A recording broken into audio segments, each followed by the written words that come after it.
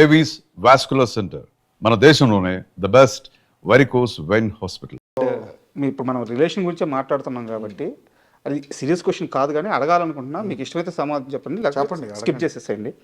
ఇప్పుడు నాన్నగారి personal life గురించి నేనేం మాట్లాడినా అది వ్యక్తిగత చాయిస్. బట్ ఇప్పుడున్న ఆ రిలేషన్లో పవిత్ర గారి అసోసియేషన్ ఎలా ఉంటుంది అంటే మీ ఫ్యామిలీ మెంబర్ అయ్యారు, సో మీ నాన్నగారితో ఎలా ఉంటున్నారు, మీతో ఎలా ఉంటున్నారు, ఫ్యామిలీ మెంబర్కి ఎలా కలిసిపోయారు, ఇప్పుడు అంతా కంఫర్టబుల్గా ఉన్నారా?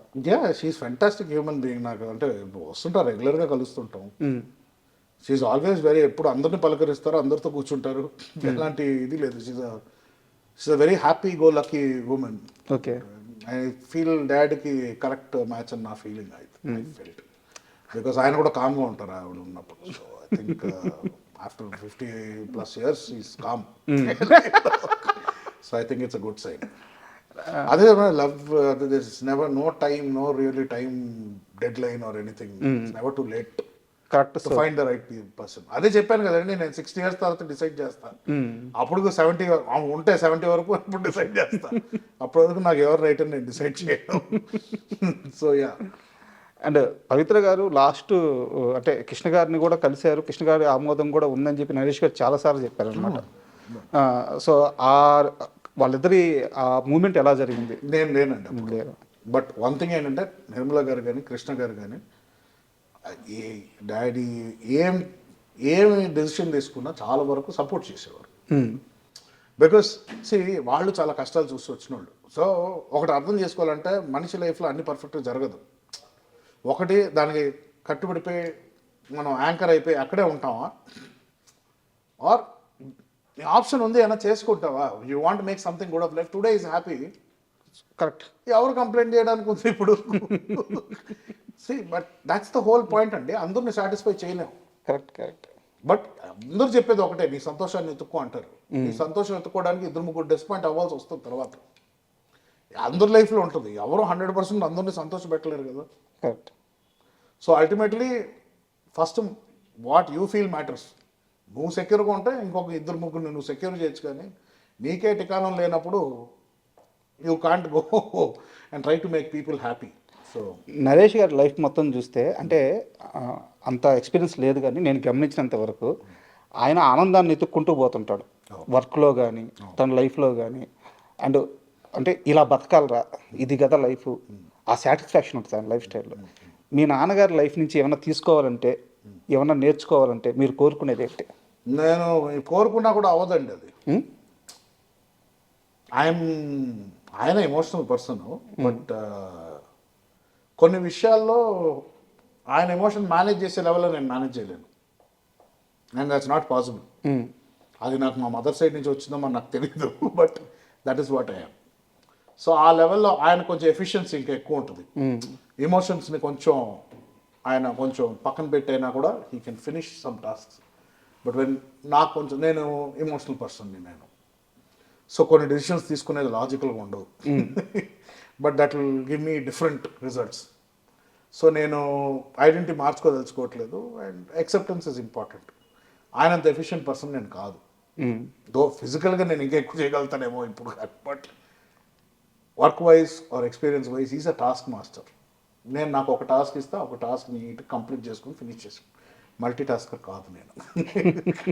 సో అలాంటి ఒక డైనమిక్ డిఫరెన్సెస్ ఉన్నాయి. సో నేను అది అనుకోవడం కానీ అది పాసిబుల్ కాదు. Both are little different. మా operation, the way we operate are different. యాక్చువల్గా ఇందాక మా పిఆర్ఓ ఇక్కడ వచ్చారు కదా, ఆయనతో మాట్లాడుతూ ఉంటే ఈ బయట నేను ఒక few months back hero Suman గారిని ఇంటర్వ్యూ చేశాను. ఆయన ఇదే స్టూడియోలో షూటింగ్లో ఉంటే, షూటింగ్ అయిపోయినాక నాకు ఇంటర్వ్యూ ఇచ్చారు. నా ఫస్ట్ సక్సెస్ఫుల్ ఇంటర్వ్యూ అది. అంటే నా లైఫ్ టర్న్ అయింది. ఈ నేల మీద కూర్చొని నా లైఫ్ టర్న్ అయిన ఇంటర్వ్యూ అనమాట. ఈ విషయం ఆయన చెప్తుంటే సార్ చెప్పారు, ఇది ఆమె చేతుల మీద నిర్మాణం అయింది, ఇక్కడ ఎంతమంది బతుకుతున్నారు తెలుసా, ఆ నేలలో ఉండే మంచితనం అది. 40 కుటుంబాలు ఈరోజు మీరు ఊరి నుంచి తీసుకొచ్చి మీ దగ్గర పెట్టుకొని వాళ్ళకు ఒక పోషణ, ఒక లైఫ్ స్టైల్ ఇస్తున్నారు. నిజమేనా? 100%. ఇక్కడ ఉన్న స్టాఫే ఉంటారండి. ఇక్కడ 20-30 పీపుల్ ఉంటారు. అండ్ ఆవిడ సపోర్ట్ చేసే ఫ్యామిలీస్కి ఇప్పుడు చెక్స్ వెళ్తుంటాయి. సో ఆవిడ ఇచ్చిన మాట తప్పు ఎప్పుడు తప్పలేదు. ఉమ్. అండ్ ప్లస్ అదే కదా, సెల్ఫ్ ప్రమోషన్ ఉండదు ఆవిడది, ఎక్కువ ఉండదు. అదే నాకు అర్థం కాదు మంచి ఏంటంటే పని. ఇలాంటి అర్థం- విషయాలు అర్థం బయటికి కాదు, ఎందుకు అదే రావాలి? అర్థం చేసుకోవాలంటాను నేను. మనం ఇది మన మంచి అంటే మనకి లోపల హ్యాపీనెస్ ఇస్తుందంటే అది చాలు. ఉమ్. ఇప్పుడు ఎంతమందికి హెల్ప్ చేసాం అనేది ఎందుకు చెప్పుకోవాలి బయటికి? నువ్వు హెల్ప్ ఎందుకు చేయాలనుకుంటున్నావు? ఒక పలానా పర్సన్కి హెల్ప్ చేస్తే నీకు హ్యాపీగా ఉంటుందేమో.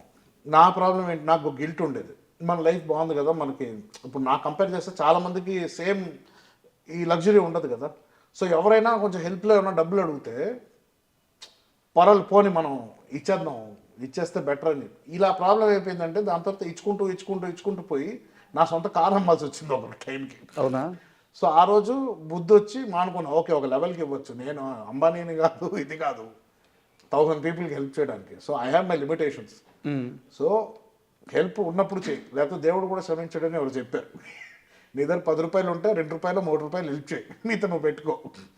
ఓకే, నీ దగ్గర 1000 రూపాయలు ఉన్నప్పుడు అప్పుడు 100 రూపాయలు ఇవ్వు, ప్రాబ్లం లేదు. కానీ నీ దగ్గర 10 ఉండి నువ్వు 100 ఇవ్వాలని ట్రై చేస్తున్నప్పుడు నీ దేవుడు కూడా హెల్ప్ చేయండి నీకు అని పంతులు ఎవరో చెప్పారు. చూడండి, అది నీ ప్రాబ్లం ఉందన్నారు. సో ఆ గిల్ట్ వల్ల నేను చాలా మిస్టేక్స్ చేశానండి. ఒక గిల్ట్ అంటే నేను ఒక పాయింట్ తర్వాత ఎయిటింగ్ అయి మానేశాక నా అమ్మకి అర్థమైంది వీడికి సంపాదన లేదు, యాక్టింగ్ అడిగాను. సో ఎంతో డబ్బులు పాకెట్ మనీ ఇవ్వాలి కదా, అది రోజు వస్తుంది. ఇప్పుడు ఐ డోంట్ హ్యావ్, ఇప్పుడు కొన్ని నేను వరీ అవ్వాల్సిన అవసరం లేదు. బట్ కొంతమందికి అది లైఫ్, కొంతమందికి రేషన్ కావాల్సి వస్తుంది. అప్పుడు I feel a little bad. కాదు, నాకు డౌట్, ఎందుకు మీరు ఈ ఆస్తిని మీరు స్వతహాగా సంపాదించుకునే డబ్బుని వేరువేరుగా చూస్తారు? చాలా ఇంటర్వ్యూలో చెప్పారు మీరు ఇదే విషయము. అంటే దాంట్లో ఏముందండి ఇది చెప్పడానికి? దీనికి వారసుడు మీరే కదా. వారసుడు కొన్ని వేల కోట్ల రూపాయలు ఎక్కడ పడితే అక్కడ ఆస్తులు. నా ప్రకారం వారసుడు అంటే ఈజ్ అ గేట్ కీపర్. సంపాదించి పోగొట్టకుండా చూసుకోవాలి. నేను ఈ ఎగ్జాంపుల్ నేను అంత క్లియర్ కట్ గా చెప్పాను కదా. నేను సంపాదించిన డబ్బులు నాకు ఎలా తెలుసు ఎలా వాడాలో చెప్పాను కదా. ఇప్పుడు నాకు 21 years నాకు 10,000 వస్తే వెళ్ళి స్టార్ అవుట్లో తగలబెట్టాను. ఈరోజు 10,000 వస్తే ఇంకో 2-3 గురించి ఆలోచిస్తాను నేను. మనకి ఏముంది ఇప్పుడు, కొంచెం సేవ్ చేద్దామా, రేపటికి ఏదైనా కావాలా, అది. So difference. సో ఒక ఏజ్, ఒక ఎక్స్పీరియన్స్ కావాలి. అంతవరకు నేను సంపాదించిన డబ్బులు నా డబ్బులు కాదు. ఇప్పుడు నాన్నమ్మ నాకు ఇచ్చే పాకెట్ మనీ నాకు ఎంత బాధాకరంగా ఉంటుందంటే చూడు, ఆ గిల్ట్కే కొంచెం చారిటీలు ఎక్కువ అయిపోయింది మధ్యలో. దీంతో వాడుకున్నారు చాలా మంది. ఎలా సార్ పాకెట్ మనీ అంటే, ఆ రోజు నా మాట ప్రకారం యాక్టర్గా వెళ్ళాడు కాబట్టి వీడికి ఒక మెయింటెనెన్స్ చేయాలి, ఇవన్నీ చేయాలి కదా. బట్ ఏ నెలకి ఆ నెలకి ఇవ్వడం కాకుండా దానికి ఒక ప్రాసెస్ నెలకి ఇంత అమౌంట్ వచ్చేటట్టు సెట్ చేశారు. అంతే. చాలా దూరం వెళ్ళి ఆలోచించారు. అంటే ఐ థింక్ దానివల్లే నేను కొంచెం మెంటలీ కూడా లేజీ అయ్యాను నా ఫీలింగ్. కోవిడ్ తర్వాత చాలా ఎఫెక్ట్ అయ్యాను ఆఫ్ కోర్స్ లాస్ట్ తర్వాత. బట్ అదే నాకు రేపు మాపు నాకు ఫుడ్ ఉండదు అని ఆలోచిస్తే అంత టైం ఉండేది కాదు నాకు ప్రాసెస్ చేయడానికి. ఐ షుడ్ హ్యావ్ వెంటనే వెళ్ళి ఇంకో ఎడిటింగ్ ఏదో ఒకటి తీసుకొని ఏదో ఒకటి స్టార్ట్ చేసేవాడు. బట్ నాకు ఆ లగ్జరీ వచ్చింది. ఆ లగ్జరీ గిల్ట్గా మారింది మళ్ళీ. పనికిరావు నువ్వు, హ్యాపీ ఎన్ని రోజులు ఇంకా అదే పాకెట్ మనీ. మీకు అభ్యంతరం లేకపోతే ఆ అమౌంట్ చెప్తారా, నెలకి ఎంత వస్తుందో? ఏది తండి 3 to 4 or something becomes 3-4 lakhs. Yeah, crores కాదు, lakhs. బట్ దాంట్లో నాది EMIs. I don't want to say everything. నాకు మళ్ళీ ఇదే డౌట్, మీకు ఈఎంఐ లేదు, మీరు ఇంత పెద్ద సామ్రాజ్యానికి వారసులు. That is the principle. Every time you take anything, ఏదైనా తీసుకున్నా లోన్స్ తీసుకో, banks are there, will give you. Tax కరెక్ట్గా, సిబిల్ బాగుంటుంది, రేపు ఒక ప్రాసెస్ అంటూ బాగుంటుంది. ఫైనాన్షియల్ ప్రాసెస్ అనేది ఉండాలి. So don't step outside the system. మీ కొంచెం గ్రౌండెడ్ ఉంటే రేపు మనకి మనకి రేపు మాపో we need help from the banks. ఏదైనా చేయాలనుకుంటుంటే, if I want to start a venture, develop relationship with the banks. ఉన్న డబ్బులను అలా తగలబెట్టేసుకుంటే ఎలాగా? Rotation is important. That is any smart parent would do that. Savings, rotation, EMIs, CIBIL is very important in life. So అది 100% ఒక procedure అండి. ఇప్పటికీ finance అంటే నాకు కొంచెం ఐఎమ్ మోర్ క్రియేటివ్ పర్సన్, నేను అట్ సైడ్ ఉంటాను. కానీ ఫైనాన్షియల్ వచ్చేసరికి నాకు చాలామంది అడ్వైసెస్ కావాలంటే తెలిసి ఫ్రెండ్స్ కానీ I take every once advice ఏం చేయాలి, ఎందుకంటే నాకు అంత ఐడియా లేదు. బట్ ఇంత ఆస్తిలో సగం పర్సెంట్ వీళ్ళమ్మ మీ పేరు మీదే ఉందంట కదా. ఉండనేమండి ఉంటే ఉమ్? రేపు అది ఆ టైం వచ్చి నేను మేనేజ్ చేయాల్సి వస్తే నేను మేనేజర్ దానికి, నేను I'm not the owner, I'm always the servant of Vijay Krishna movies అని నేను ఫీల్ అవుతాను. 2,000 కోట్ల వీళ్ళమ్మ ఉంది మీ పేరు మీద. నాకు తెలియదండి, నిజంగా తెలియదు. తెలుసుకోలేదా? నాన్న అడగలేదా? ఎందుకు తెలుసుకోవాలి? నాన్న అడగలేదా? ఎందుకు? నేను అది వాడినప్పుడు నాకు ఎందుకు? వాళ్ళు సంపాదించిన వాళ్ళు అది జాగ్రత్త చేయడం మన పని అంతే. నాకు ఒక విషయంలో మీ మీద రెస్పెక్ట్ చాలా పెరిగింది. అంటే మామూలుగానే మీ కష్టం నాకు అర్థమైంది. ఎడిటర్గా నా ఆల్రెడీ కొంత అచీవ్ చేసిన కుటుంబం నుంచి ఒక జల్సా చేయాల్సిన వయసు ఉంది, డబ్బు ఉంది, అంత ఉన్నా సరే మీరు కష్టపడిన తత్వం అంతా చూసిన తర్వాత నాకు మీ మీద రెస్పెక్ట్ పెరిగింది. దానికంటే కూడా మీరు ఒక వేరే ఇంటర్వ్యూలో ఒక మాట అన్నారు, నాన్నగారికి పుట్టిన వేరే బిడ్డలు కూడా నా తమ్ముళ్ళే, మేము బ్రదర్సే, వాళ్ళ కేరింగ్ కూడా తీసుకోవాల్సిన సమయం వస్తే నాదే, మేము ముగ్గురం చాలా బాగుంటాము అని చెప్పేసి ఒక మాట. మీ పేరు నాకు 100% రెస్పెక్ట్ పెరిగింది. సో నేను చూసుకున్నప్పుడు మీరు రెస్పెక్ట్ చేయండి. ఆ సిచ్యువేషన్ వచ్చి నేను చూసుకున్నానంటే వాళ్ళని సరిగ్గా అప్పుడు చెప్పండి. అప్పటి వరకు నేను మాటే చెప్పాను, మాట ఇచ్చా, కానీ నేను ఇప్పటివరకు అది ప్రూవ్ చేయలేదు. ఆ సిచ్యువేషన్ వచ్చినప్పుడు when I succeed in that then you tell me I respect you. But మీరు ముగ్గురు బ్రదర్స్ కదా, కలుస్తుంటారా మీరు ముగ్గురు? Talk on the phone. Mostly second బ్రదర్తో ఎక్కువ కాంటాక్ట్లో ఉంటాను. ఓకే. చెన్నైలో ఉంటాడు. వాళ్ళ రిలేషన్ నాన్నగారితో ఎట్లుంటుంది? బాగానే ఉంటుందండి. ఇది టాక్ రెగ్యులర్లీ. ఆయన నాకన్నా ఎక్కువ డాడ్తోనే మాట్లాడతాడు. వీకెండ్ ఒక రోజు ఫోన్ చేస్తాడు నాకు, సండే ఒక రోజు నాతో మాట్లాడాలి. సో ఒకవేళ మిస్ అవుతే వీక్ డేలో ఒక రోజు కాంపన్సేట్ చేస్తాం. సో అలా మెయింటైన్ రిలేషన్. ఈ loves me a lot, I love him. నాకు అంటే వాడితో చిన్నప్పటి నుంచి పెరిగాను కదా నేను ఐ వాజ్ 10th స్టాండర్డ్, నేను 7th 8th ఉన్నప్పుడు పుట్టాడు. సో ఆల్మోస్ట్ కలిసే పెరిగాం. అది ఆళ్ళ కొడుకు స్టెప్ బ్రదర్ ఇవంతా అది రాదు కదా, కలిసి పెరిగినప్పుడు ఆ బంధమే. ఏజ్ని ఎలా చూస్తాను అంతే కదా. ఇట్ ఈస్ అల్టిమేట్లీ చాలా మంది ఇప్పుడు మన పెట్స్ని తెచ్చుకుంటాం ఇంటికి, వాళ్ళకి మనకు బ్లడ్ రిలేషన్షిప్ లేదు, మన బ్రీడ్ కూడా కాదు. అంతే కేరింగ్ నేచరు. ఆబ్వియస్లీ నేను తేజాని నేను ఒక ఇన్ వే ఒక సన్ లాగే చూస్తా నా బ్రదర్స్ని. నాకని చాలా చిన్నోళ్ళు, బిగ్ బ్రదర్ అయినా కూడా అలాంటి ఒక దీంట్లో చూస్తాం. సో ఎప్పుడు ఆ కాంపిటీషన్ ఇవన్నీ కాదు.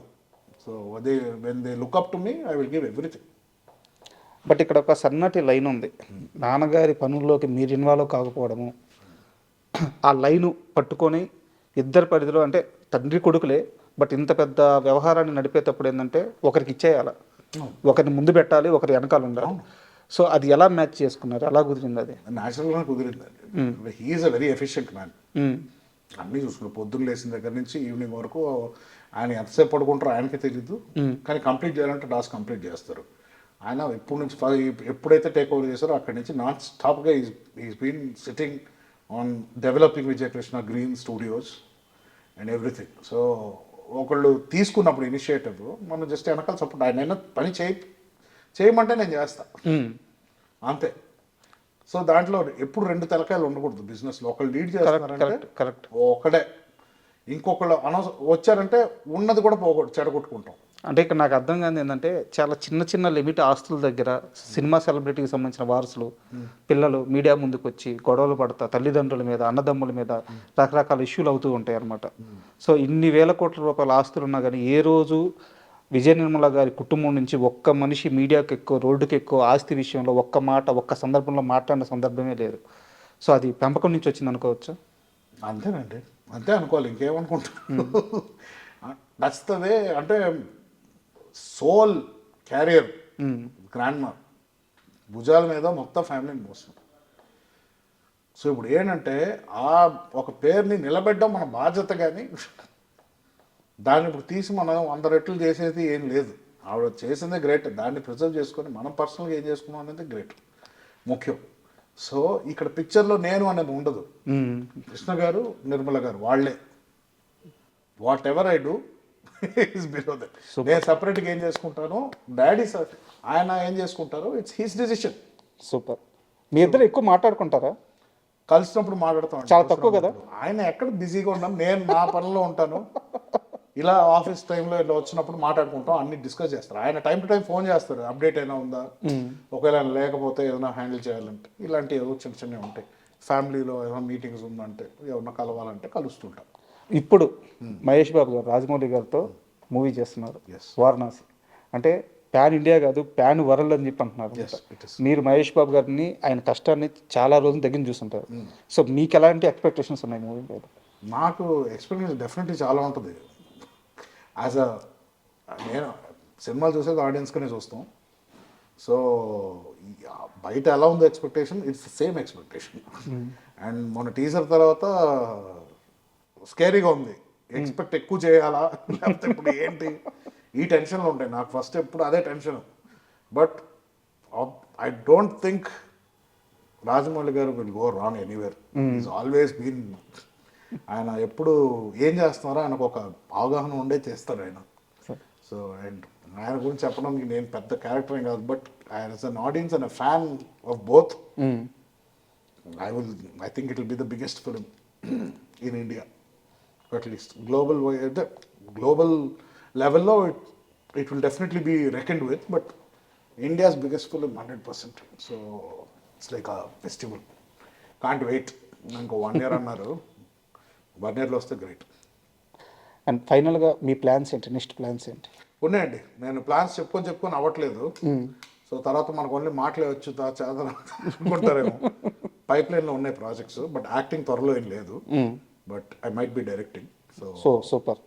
సో ఏది కాస్ట్ ఇవంతా మాకు దుడ్డు వచ్చాక, అప్పుడు కాన్ఫిడెంట్గా ఇన్వెస్టర్స్ వచ్చాక నేను ఇన్వెస్ట్ చేస్తాను. Thank you very much. Thank you అండి. Thank you.